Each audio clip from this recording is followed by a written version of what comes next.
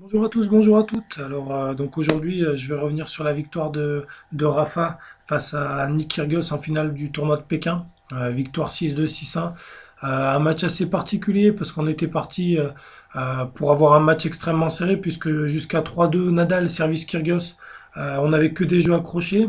Il y avait eu deux jeux de service pour Nadal, du moins trois, du coup si on compte jusqu'à 3-2, trois jeux de service pour Nadal. Un où il y a eu balle de break, l'autre où il y a eu 30 et un autre assez accroché. Les deux jeux sur le service de Kyrgios avaient été accrochés puisque sur les deux, Nadal avait obtenu balle de break. 5 sur le premier, puis une sur le deuxième, ou deux peut-être sur le deuxième. Et finalement, Nadal a réussi le break à 3-2, donc pour mener 4-2, 5-2. Et derrière, il a complètement déroulé alors qu'on était parti jusqu'à 4-2. On était parti pour avoir un énorme combat et surtout un très très grand match de tennis.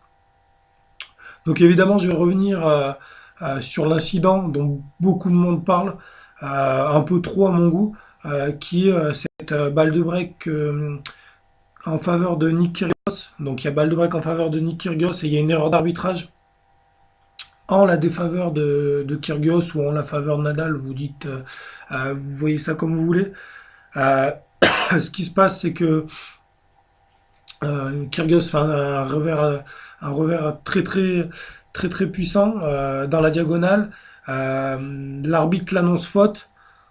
Nick Kyrgios décide de challenger. Au challenge, on se rend compte qu'elle touche d'un tout petit bout de ligne.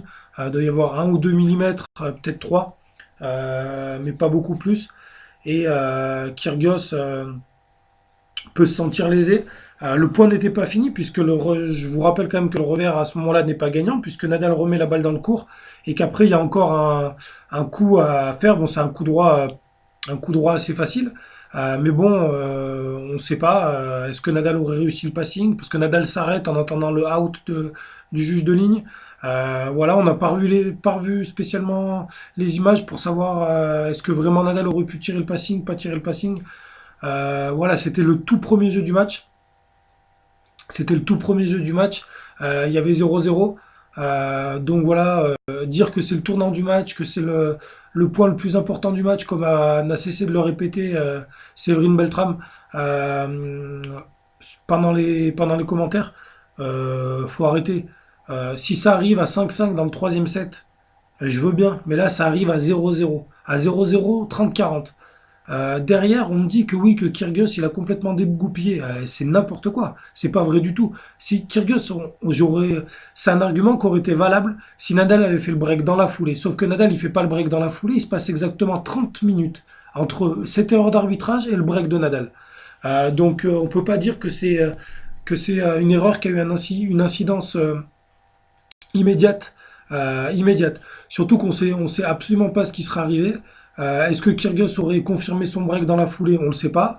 Est-ce que si la balle n'avait pas été annoncée faute, est-ce que Kyrgios aurait réussi à gagner le point? On ne le sait pas parce que il y aurait eu un passing, certes très difficile pour Rafa, mais un passing, je pense que l'homme, s'il y a bien un homme capable de tirer des passings impossibles, c'est bien Nadal.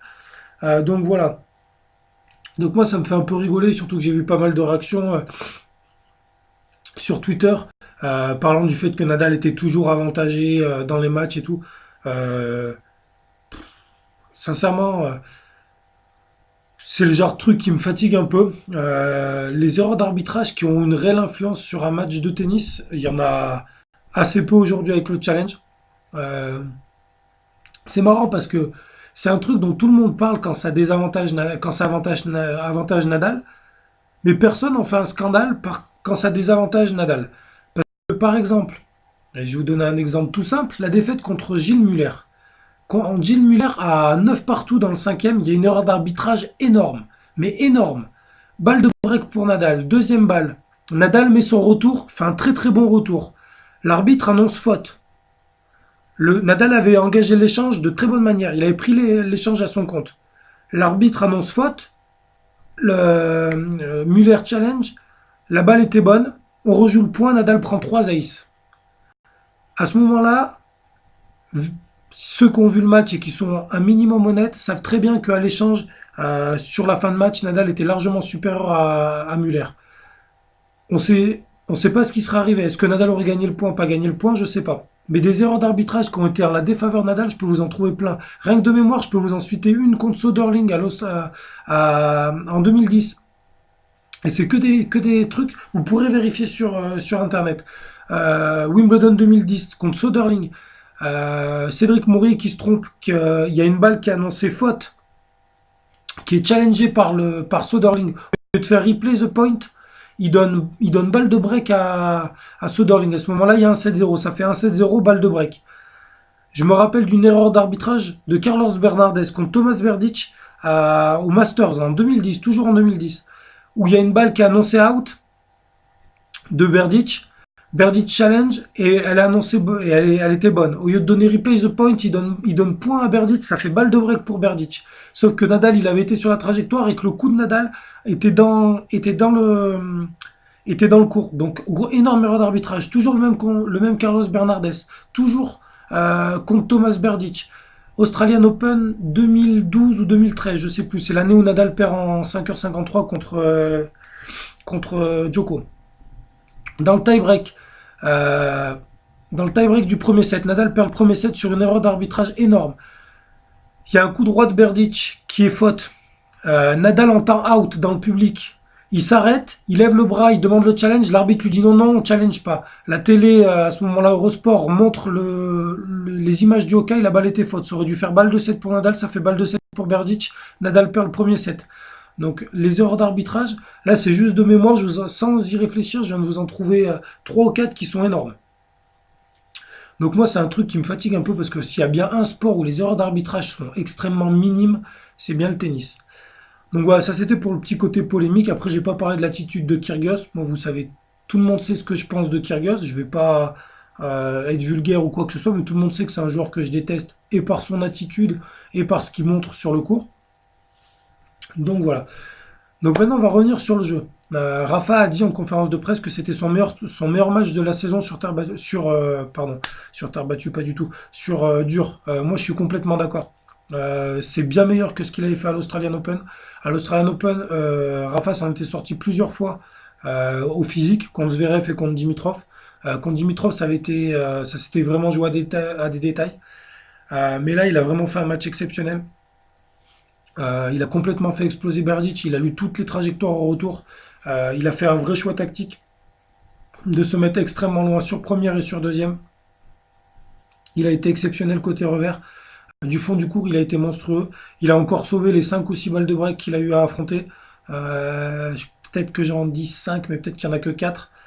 Faudrait vérifier, mais bref, toutes les balles de break qui ont été contre lui, il les a toutes sauvées, et la plupart brillamment, mis à part celle qu'il n'aurait pas dû sauver, ou peut-être pas, on ne le saura jamais. Moi, je trouve que ce Rafa-là, il est complètement sur la lignée de la deuxième semaine de l'US Open. C'est-à-dire qu'en deuxième semaine de l'US Open, contre Dolgopolov, contre Del Potro, contre Anderson, il avait été vraiment très très bon. Mais surtout contre Del Potro, il avait été exceptionnel. Il est complètement dans cette lignée-là. C'est assez marrant parce que tous les journalistes n'arrêtaient pas de dire oui, ça fait 4 ans que Nadal n'a pas gagné un tournoi sur dur, blablabla, blablabla. 4 ans et demi même, ou quelque chose comme ça. 3 ans et demi, pardon. Là, il vient d'en gagner 2 consécutifs. Il devient le joueur qui a gagné le plus de tournois dans la catégorie ATP 500. C'est aussi le joueur qui a gagné le plus de tournois en Masters 1000. C'est un des joueurs qui a le plus de Coupes Davis. C'est le deuxième meilleur euh, vainqueur en Grand Chelem derrière Roger. Donc voilà, donc c'est vraiment une très très bonne nouvelle. Surtout moi, ce qui me fait vraiment plaisir, cette qualité de revers. Côté coup droit, on le sait, hein, c'est rare que Nadal soit complètement mauvais côté coup droit. Mis à part quand il a eu ses problèmes de poignet et l'année 2015 où c'était un vrai problème de confiance. Rafa dans l'ensemble est quand même plutôt bon côté coup droit. Mais quand il est à ce niveau-là, côté revers, il n'y a pas beaucoup de joueurs qui peuvent le battre. Aujourd'hui, Nadal vient de gagner un ATP 500 avec un tableau de Masters 1000. Lucas Pouille, Karen Khachanov, John Isner, Grigor Dimitrov, Nick Kyrgios. Sur les 5 joueurs, il n'y en a pas un qui est mauvais. Ils sont tous dans le top 20, voire dans le top 30. Ou alors, s'ils y sont pas, ils en sont pas très loin. Dimitrov est 8e ou 9e mondial. Kyrgios est 20e. Pouille est 23e ou 21e. Kachanov, c'est vraiment un top player, du moins un top player en devenir. Donc il avait un tableau extrêmement difficile. Il a eu un premier match très compliqué, Rafa. Mais derrière, il va chercher le titre. C'est évidemment de très bon augure. Déjà au classement, c'est très très bien. Ça fait un titre de plus, 75e titre en carrière au passage. Ça commence à être pas dégueulasse. Il devient le sixième ou septième meilleur palmarès de tous les temps. En termes de titres global, il a deux titres de Jimmy Connors, je crois. Bref, j'ai plus les stats exactes en tête, mais il est pas très très loin des tout meilleurs, en sachant que le meilleur est à plus de 100 titres, mais c'était à une époque où la concurrence était complètement différente. Atteindre les 100 titres, ça me paraît impossible. 25 titres, Fauric Rafa joue encore 3-4 ans en gagnant 5-6 titres tous les ans, voire plus. Ça me paraît impossible. Le chiffre que Rafa peut jouer, peut essayer de jouer, c'est les 90. Ça fait encore 15, c'est vraiment beaucoup. En imaginant qu'il réussisse à en gagner 2 d'ici la fin de saison.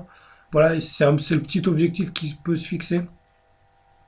Après, là, l'objectif va être clair. Je reviens encore une fois sur Shanghai. Pour moi, Shanghai, Rafa a très peu de chances de le gagner parce qu'il va être fatigué du tournoi de Pékin. Il est allé au bout, il va pas avoir beaucoup de récup. Mine de rien, gagner les deux tournois, ça fait jouer 10 matchs en 15 jours. En moins de 15 jours parce que Nadal est rentré en lice mardi. Donc voilà, donc ça fait gagner 10 matchs en quasiment en 11 ou 12 jours. Ça me paraît vraiment dur. Ça me paraît vraiment dur. Moi, j'y crois pas trop, pour être tout à fait honnête. Après, à Shanghai, l'objectif pour Rafa, ça va être de gagner quelques matchs pour prendre quelques points et pour pas laisser Roger revenir parce que je pense qu'à mon avis, vu la surface, c'est la surface de toutes les surfaces des 9 Masters 1000, c'est le tournoi le plus rapide. Shanghai est de très très loin. Ça, c'est les stats de l'ATP avec vous savez, leur indice de rapidité des cours. Bercy et Londres vont être beaucoup plus lents. Donc s'il y a un tournoi sur lequel Rafa peut entre guillemets faire un peu l'impasse ou essayer de se dire que c'est moins grave s'il gagne pas, c'est vraiment ce tournoi-là. Moi j'aimerais bien qu'il fasse un bon tournoi, une demi-finale sera un très bon résultat. Qu'il fasse l'impasse sur Bâle et qu'il se concentre vraiment sur Bercy et sur évidemment le Masters. C'est un tournoi qui lui donne un peu d'air parce qu'il a 2370 points d'avance sur Roger. Euh, il reste à peu près 4000 points à donner. Je vois mal Roger prendre 4000. Je vois mal Roger tout gagner. Mais c'est pas impossible, on sait jamais, surtout avec un joueur comme Roger. Donc voilà, donc ça lui donne quand même une grosse avance à ce moment-là de la saison par rapport à Roger. Et pour finir, numéro 1 mondial. Après, le gros objectif de Rafa, il n'arrête pas d'en parler. Ça fait plusieurs fois qu'il en parle en conférence de presse. Son vrai objectif de fin de saison, c'était pas Tokyo évidemment, c'est le Masters de Londres. Donc pour moi, Rafa, il doit faire juste en sorte d'arriver frais pour le Masters, avec un petit peu de jus, un minimum, parce qu'on sait que sans Wawrinka, sans Murray et sans Djokovic, il lui reste en gros comme adversaire vraiment très très difficile à battre. Il est meilleur que lui habituellement sur l'indoor. Il lui reste entre guillemets que Roger. Donc ça fait qu'un joueur. Donc voilà, donc il y a peut-être un gros coup à jouer pour Rafa, pour aller chercher le plus gros titre qui lui manque à son palmarès. Donc voilà, donc moi évidemment je me suis régalé cette semaine, mis à part le premier match qui a été très très difficile et sur lequel on a pas mal souffert. Derrière Rafa était exceptionnel. J'espère qu'il sera aussi bon la semaine prochaine. J'espère surtout qu'il va pas laisser trop de jus. Parce que quand vous êtes fatigué, bah évidemment vous êtes moins bon, donc les matchs sont plus serrés, sont plus longs. Donc s'il doit perdre, j'espère qu'il perdra en laissant pas de jus. Je préfère le voir perdre très tôt. Euh, Peut-être pas d'entrée non plus, mais je préfère le voir perdre très tôt que faire une demi-finale en jouant 4 matchs en 3 sets et en passant 6 ou 7 heures sur le court en 3 matchs, hein. Donc voilà. Donc comme d'habitude, si vous avez des questions, des interrogations, vous n'hésitez pas. Cette semaine, ça a été un peu compliqué pour moi de poster des vidéos. Je ne sais pas pourquoi, mais la mise en ligne sur YouTube déconne, donc c'est juste pour ça. Les matchs, je les ai regardés. Après, j'ai pas trop le temps de faire des articles écrits. Voilà, j'ai lu vos commentaires, j'ai pas trop pris le temps de répondre. Donc voilà, donc comme d'habitude, si vous avez des commentaires, vous n'hésitez pas. Je vous dis à très vite sur le blog. Je vous souhaite une bonne journée, une bonne soirée en fonction du moment où vous regardez la vidéo. Et puis, on, on se tient au jus, entre guillemets, pour ce qui va se passer à Shanghai. Et pour Shanghai, j'essaierai de poster des vidéos si le site me le permet. Voilà, ciao!